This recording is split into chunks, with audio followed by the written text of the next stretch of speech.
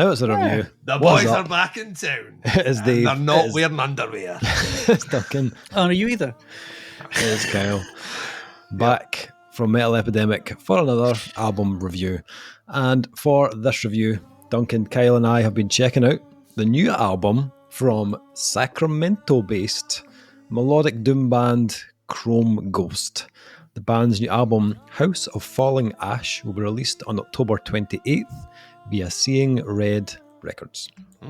So, formed in 2015 by guitarist and vocalist Jake Kilgore and drummer, multi-instrumentalist Jacob Hurst, following the release of their first full-length Choir of the Low Spirits and their two EPs, Reflection Pool and Shallows, bassist Joe Cooper entered the fold and appeared on their second full-length and much heralded release, 2019's The Diving Bell. In the turbulent years following the winter of 2019's The Driving Bell release, Chrome Ghost have returned with their latest and most sprawling album, House of Falling Ash. The record sees Jake, Jacob, and Joe reuniting with their long-standing creative partner, Pat Hills at Earthtone, who recorded, mixed, and mastered the album. So, album is album number 3, 6 tracks long, runtime about 50 minutes. Also, there's a few guests contributing additional vocals on tracks 2 and 3, and Pat Hills also adding some synths and pedal steel guitar. Okay, gentlemen, so Chrome Ghost, never heard of the band before, was quite surprised to hear this was album number 3, but decided would give this a little shot, and I know one of us is a little bit excited to talk about this album. So I'm going to let him take the floor and kick us off with his thoughts on the new Chrome Ghost. Duncan, what did you think? Fucking love it, right? There we go. There we go. Right, continue on. Next. No, like very much like yourself, didn't know anything about this band. I never read the press statements. Once again, I just want to stress that. Never read it. It comes with them. I know. Also comes with pictures. I never look at them. I download the album. I fling it straight in my iTunes. Other device capturing software is out there that you can use.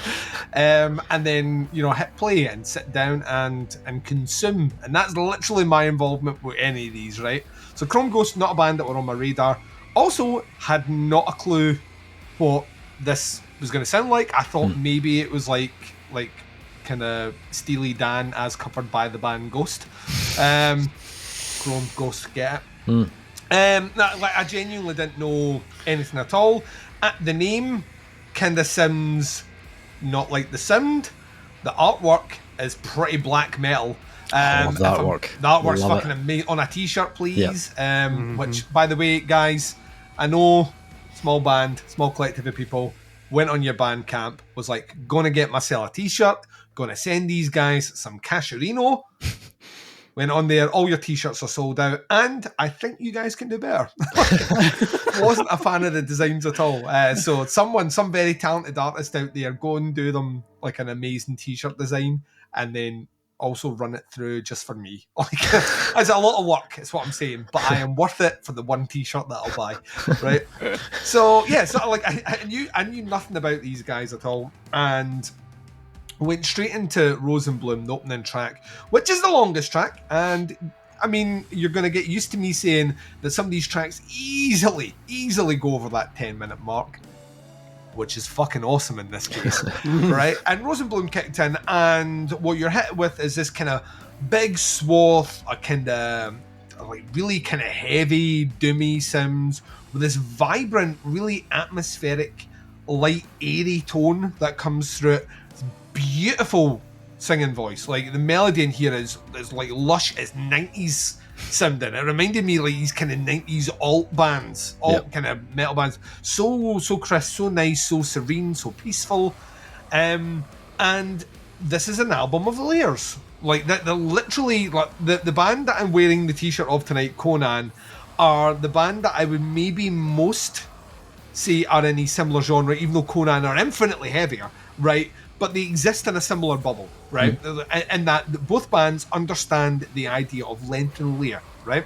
So what you get from Chrome Ghost is this kind of these sections that take like their time.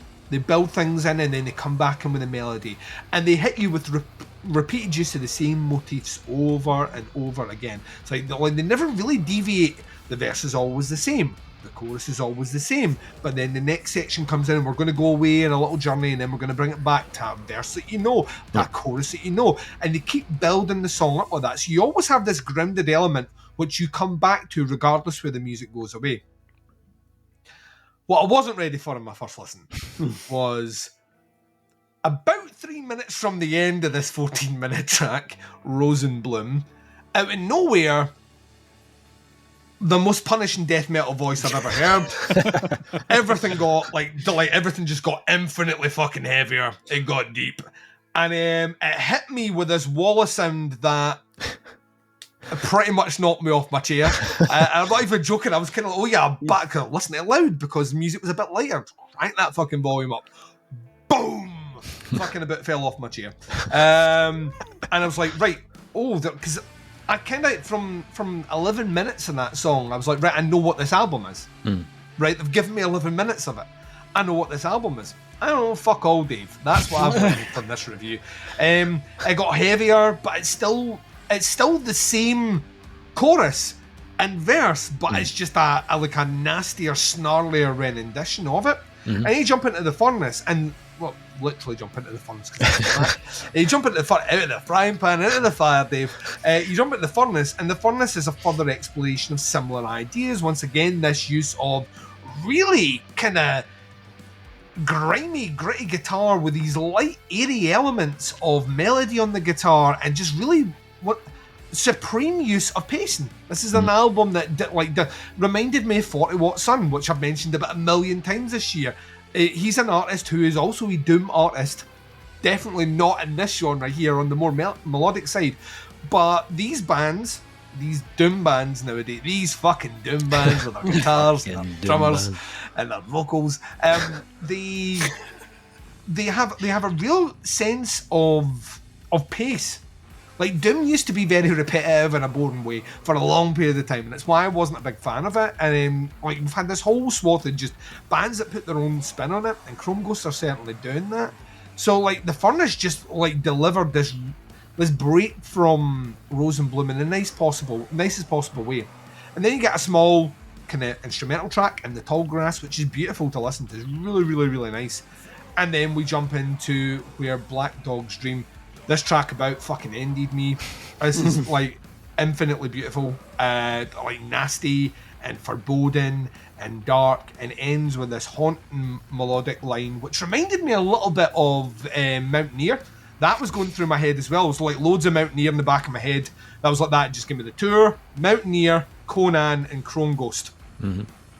7 hours long in that venue. Sweaty as balls. But I will be crying along with my sweat. They'll be mixing in everything. You know what they call that gig? That's a salty gig, Dave. It's a salty fucking gig. But yeah, there's the haunting elements that we got specifically this year in Mountaineer and Giving Up the Ghost. Those elements are in that track. It finishes with this kind of repetitive use of this kind of vocal melody. The track slows down quite a bit. There must be guest vocals on here. There must be female guest vocals on this, because it only comes in on the very last motif. And I heard and it was like, oh fuck, and then they don't do it again. And they're like, no, fuck you, Duncan. And it's so beautiful, so haunting. And then we go back into another instrumental track, and then House of Falling Ash, where we get funky, not musically, but we start adding more discordant atmosphere with this more metallic, snarly sound. Synths for days. And we bring this in. This album is a fucking revelation. I literally was smiling from ear to ear through this. We had a conversation before we started recording where I said to Dave, no more albums that are going to damage my top 10, because I cannot. How many bands are like Chrome Ghost just flying under the radar that we don't fucking know about that are releasing albums like this? I don't know, but they need to be sending us their albums. Well, Dave will vet them, and then we'll get them when he's vetted them, if he likes them, so we can check them out. I genuinely was kind of floored by this. It's kind of like I feel like I've listened to, in the last month and a half, albums that you've given us which contain small elements of these sounds, whether it's a band like No Sun recently, which we were talking about, which had these huge sprawling like sections where we just get like it's like exploration of space. Mountaineer at the start of the year, where I kind of felt like I was getting this just like this beautiful upgrade of a sound that like I really enjoyed. Conan this year, which brought me huge amounts of snarl, but a lot of kind of playful kind of explorations of their own sound. And then Chrome Ghost comes in and releases something that I genuinely fucking loved. And I was kind of thinking about this. I am usually the guy who moans when something is too long. That's me. I'll sit there and say, is there any need? Question mark. And this album is only 6 tracks long. And it's 52 minutes in length, which some people might be sitting there saying, that seems a bit long, Duncan. And I would say, shut your filthy slut whore mouth. I could have listened to more of this. I genuinely could have listened to more of this. See if there'd been another track and it had been 15 minutes long, I would have been fine with this. I thought this was brilliant. Absolutely brilliant. Vocals are amazing. He can clearly do the growly stuff. Doesn't use it a lot. Doesn't have to. His vocal melodies are absolutely beautiful. I love the instrumentation. I love the layers of that. I think the production is fucking mahogany. Like, it is absolutely... That's a term for erect penis, by the way, that we use. Just in case you're like, it's wooden. Well, gave me wood. I think the production is absolutely immaculate on this. Just like, it managed to handle the heavier, more discordant stuff without like making it sound so disparate from the quieter moments. All this mixed and mastered very, very well. And yeah, by the end of it, I was all in, and I've listened to it about 3 or 4 times, which is not common for me on these reviews. I'm usually about 3, and then I want to talk about it. But I went beyond that. I think this is absolutely fucking great, and they are so on my radar now, and I so want them to get over here, which I know they won't. We're on the other side of the fucking world to them. But yeah, this is really, really good. This is a Duncan album. This is an absolute 100%. I am a mark for this music fucking hard this year. And yeah, more of this. I didn't know the scope of what they'd done before, so I'm eager and keen now. I just assumed this was their only album, so I'll be eager and keen to go back and check out some of the old stuff. But they've had a home run here for me. I think this is great. Nice. I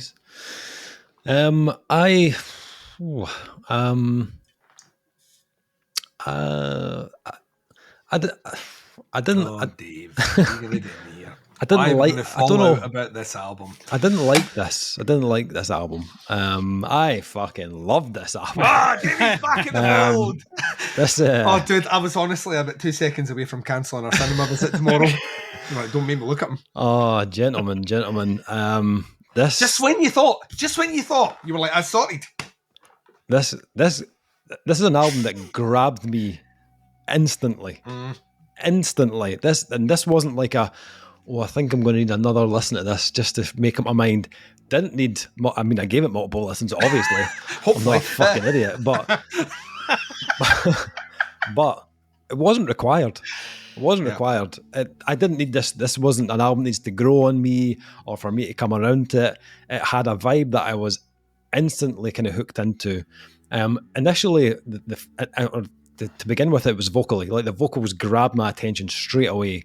And although, like you've said, it's soaked in doom and sludge, the first track, that Rose and Bloom, it's very melodic and very like the clean. I thought, well, when I was listening to the clean vocals, I was like, I kept hearing like a 90s, almost like the softer side of Kurt Cobain. That's what I kept hearing in my head. Yeah, kind of grungy thing. We mentioned that in Mountaineer as well, by the way, just to repeat phrases that we've been using all year. Yeah. But that's what I was kind of hearing in my head. But it's such a fucking good contrast against that thick kind of wall of sound that they eventually kind of explode into. And when they do, like when they open up the floodgates, like you said, like it's like, whoa, wait a fucking minute. Where the hell did that come from? It's the most surprising thing I've heard this year. Honestly, I would love a reaction to that. See if we'd done a reaction video to a 14-minute track and that coming 3 minutes from the end. The riffs though, when I heard the riffs, I was getting like, it's almost kind of like Yeah, there's definite Conan there. I was getting a bit of kind of Monolord as well, and the tone is just so crushingly heavy. And I think even more so because they come from that, like the huge kind of clean section to begin with, and it's just like it makes it even more kind of heavy. That track is an opus at over 14 minutes, just beautifully light and shade with riffs that will just make your teeth rattle, and there's not like a heavy scream in the moment until you get towards the end, and then you're just like, what the fuck?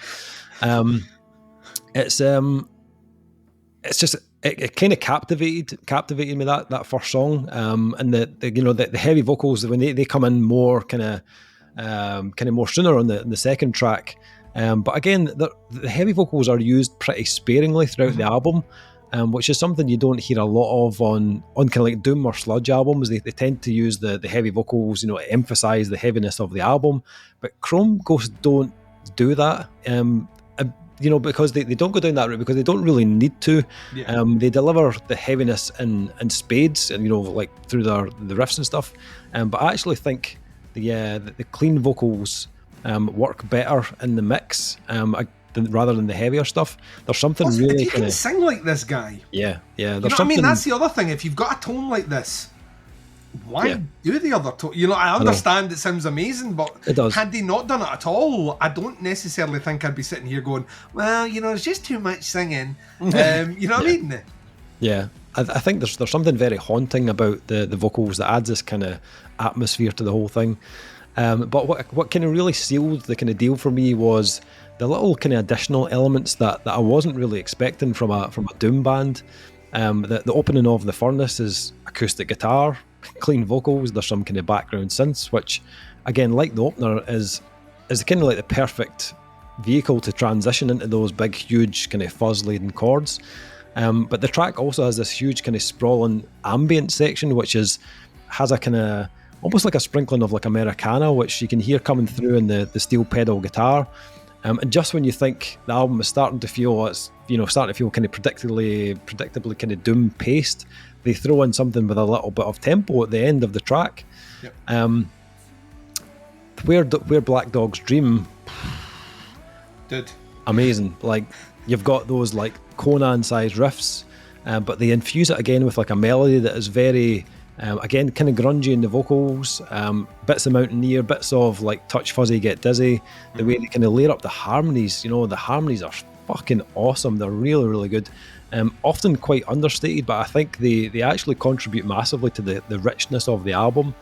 And then they close the album with the title track, which begins with the most kind of aggressive vocals of the album, but musically still keeping that melodic streak throughout it. It's got another, like huge composition at like 13 minutes, but it never feels like they're really repeating themselves either. Even with the really long songs, they manage to keep you totally engaged. That this track has like these almost like kind of 80s kind of synths that kind of perfectly kind of bleed in and out of the track in the quieter moments, giving you another side to the band, but it doesn't feel like shoehorned in. It doesn't feel like an afterthought. Like the subtle kind of the synths on the album, it doesn't feel like an experiment. Even though it's the first time you're getting that kind of almost kind of retro feel. But the track shows the band delivering something more kind of ferocious as well. You get some blast beats, and there's almost kind of these like blackened guitar riffs come into it as well. But again, it doesn't feel out of place. They merge it in a way that feels very natural. And then they close the track out in kind of typical Doom fashion with a big fucking Hulkamaniac of a riff. You know what I mean? Hulkamaniac of a riff. You just want to rip your t-shirt off, brother. Yes, you just tear off your t-shirt. The 24-inch python. I agree with yourself that the production on this is flawless. Who did the production? It was the same guy that did the recording, the mix, and the master. Pat Hills, I think his name was. Yeah, give him money. Give him money or buy him beer, right? Yeah. I agree. I think the way they've managed to capture those softer parts alongside a sound that's monstrously heavy and make it all sound cohesive is really, really impressive. And I love the fact they haven't overcooked the production either. They've left in a lot of like little squeaks and slides, and you can hear the kind of the breath on the mic in between sections. It all feels just very kind of natural, like each take has just been recorded as it was, and they've not really fucked with it. I also think that kind of feeds into the soul of the album as well. We've heard so many overproduced albums, and we talked about one of them earlier tonight, that are super clean and super crisp, and it almost kind of like sucks the soul right out of it. It doesn't capture the essence of it at all, whereas something like this feels like it has depth, it feels like it has heart, and that's the type of thing for me that helps me connect with a piece of music, and I absolutely did connect with this album. It's weird. It's like I keep talking about my theory. My Duncan's theory, for anyone out there, is that Doom is on one side of the scale and shoegaze is the other side of the scale, right? Yeah. And they both utilize the same components and techniques, but they're just as like different levels of kind of the heavy scale, used for different purposes in terms of like length and precision and all this. But they're also literally the last two genres here where bands don't overproduce. Yeah. You know what I mean? Like their sound. I mean, even like you might want to argue like, well, black metal's got plenty of overproduced albums out there, right? But these two genres, it almost kind of feels like if you utilize like that kind of crystal pristine sound, it's no longer a Doom album, it's no longer a shoegaze album. And I think that's why every time we do a Doom album, we're just like, the production, because it's almost like you say, you go around the houses with every other genre, and then you come back to this, and it does feel earthy. Is the only word I can describe it. It just feels it feels real. You know what I mean? You almost feel like you're in the room with them. Yeah, which is I think is important. So yeah. Kyle, what about yourself? What do you think of this? It's been a cow. How fucking dare they release an album this good this late in the year? I hate it. Nah, fuck it. Fuck this album, it's too good. I've just realised, I thought I was wearing my scores on my t-shirt and I was going on until I realised that Kyle's t-shirt literally says Doom on it. So I had to, with this album coming out. Fuck, Jesus Christ. There's not much more I can say. You guys have really just rubbed it up and down, left and right, with lube. Well, listen, if I get half the chance, they'll let me. Yeah. Never not with consent, you know what I mean? Yeah, of course, yeah. Bit of soap goes a long way. Don't know where this is going. Yeah, everything you guys said, except holy shit, that production. Just holy shit. Like, there's a lot of albums I listen to for this, and I don't turn it up, I don't turn it down. Some are turned down because they fucking suck. But this one, I turned it all the way up until my ears hurt because I just had to hear everything. It was just like, I'm not kidding. I had tinnitus in my ear for a day after this. It was unfucking believable. I just like, you can hear the desync in the strums between the two takes of the guitar in the left and right channels. They've left it at that level of honesty and openness. It's just, I love hearing that. Other people be like, oh, but it's an imperfection. It's like, no, it's what gives the album character. Like you were saying, gives it heart, gives it soul, helps you connect to it, makes it feel real and human, like people actually made it. And you can hear that on everything, and it's just fucking unbelievably good. Like, it sounds like it was recorded in 1969, except better. And it's wonderful. It really does have like a proper ebb and flow. Like, just like you, I'd never heard of these guys. A name like Chrome Ghost, you think it would be some occult synthwave band, You just really don't know what you're going to get. I'm sure I saw them in the 80s. Right. You know what I mean? Like, yeah. It just, blew me the fuck away. I was absolutely just like, it's October, dudes. Can you give it a rest? You should have delayed this 3 months and it would have been my album of the year next year. God fucking damn it! What am I gonna do? This has upset me more than it's impressed me, and it's impressed me a ton. It's just like there's so much range on this album. It's just all on display. It's like from the introspective, quieter parts to the absolute gut-busting fucking death metal bits you get at the end of the first track. You're just like, how does all this exist on one album? And it's just all incredible. Usually I'd get bored or like feel overwhelmed by a 14-minute first track, but I did not at all. It's happening more and more this year. But this band especially, they just mastered the art of, here's a long fucking song you're not going to get bored of. I'm like, oh, great. But I really do like that they put the few like little minute and a half instrumental things in between to break it up a little bit and just keep you sort of, give you a breather. Very well placed. Everything is very well crafted on this album. Everything has an insane attention to detail just in every single second of the album. And it's very refreshing to hear after some of the stuff we've heard this week. So yeah, man, no, fuck it. Hate this album. Nice, Kyle. Okay, so scores for the new album from Chrome Ghost. Duncan, what are you thinking? House of Falling Ash. It's a 5 from me. I love it. I'm giving it more 5s than I like to give out in a year, but I think this is, if this is not a 5, then what's a 5? I'd honestly adore it. Like as one of those ones that is going to be with me right through to next year easily on repeat plays. I think there's a gift to doing a long form album, and this is how you do it. It really is. It's difficult to verbalize what it is about this. It makes it pass so smoothly, without actually physically forcing someone to sit in a chair and listen to it for 50 odd minutes. But it shares a weird DNA with a lot of bands that I've loved this year, from Mountaineer, like I said before, Conan, 40 Watt Sun for sure. There's a bit in there, especially about the song length and the layering. But there's no way I wouldn't be able to sleep. I don't sleep anyway, but I wouldn't be able to sleep tonight if I didn't give it a 5. So 5. Nice. Yeah, I think like the last 3 weeks have unbelievably fucked with my end of year list. Like, you're the guy that doesn't give out many either. You're the guy that's like, there has to be, the quantifier is I have to have that moment where the hairs in the back of my neck stand up. And that's rare, Duncan. That's rare. The past 3 weeks we've argued differently, Dave.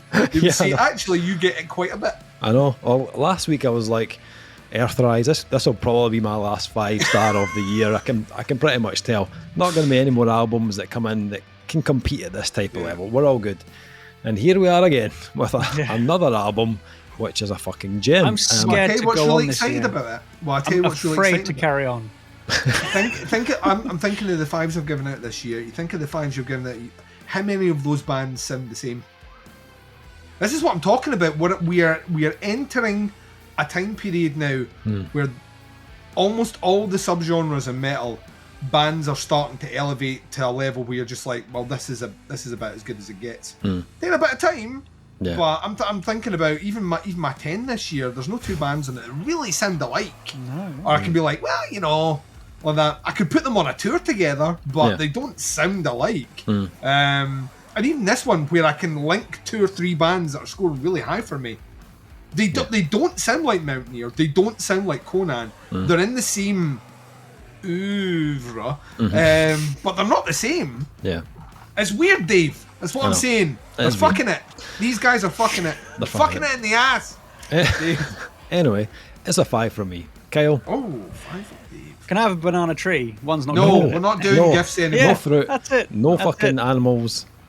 Hey, I just wasn't on the numbers. start of the draft. Twitter has had enough. That's what they said. It's now a hashtag saying just the scores. Just the scores, Kyle. Yep. All right. Hashtag banana tree out of 5. Which is a 5, by the way. It can't be anything less. Okay. Excellent. So, Chrome Ghost, House of Falling Ash, comes out on October 28th on Seeing Red Records. Links below to the band's Facebook, to their Bandcamp. Check them out. Let us know what you think. Stick some comments in below once you've heard it. Happy to hear your thoughts and opinions. We highly recommend you check this one out. This is, one of those albums that, may fly under the radar compared to, a lot of the big releases that are still happening just now. So give these guys some of your time. Check this album out. Let us know what you think. That is the review. Thank you for checking it out. We'll be back with another review very soon. But until then, take care. Speak to you soon. Bye, everyone. Bye, everyone.